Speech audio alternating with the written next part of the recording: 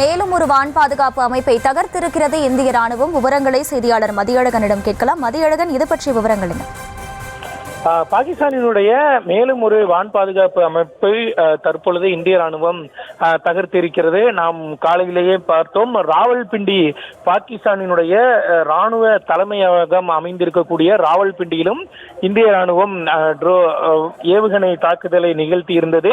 மேலும் பாகிஸ்தானுக்கு சொந்தமான அந்த வான் பாதுகாப்பு அமைப்பு ஏற்கனவே தகர்க்கப்பட்டிருந்த ஒரு செய்தியை நாம் பார்த்தோம். தற்பொழுது மீண்டும் இரண்டாவது முறையாக மேலும் ஒரு வான் பாதுகாப்பு அமைப்பை இந்திய ராணுவம் வெற்றிகரமாக தகர்த்திருக்கிறது.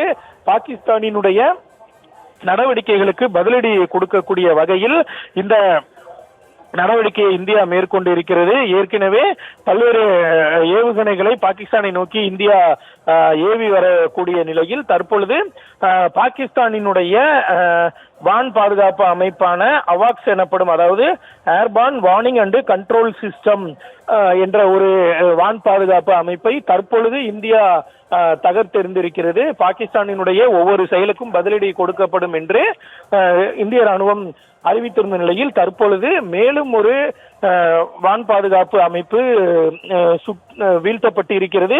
இது மிகவும் ஒரு முக்கியத்துவம் வாய்ந்ததாக பார்க்கப்படுகிறது.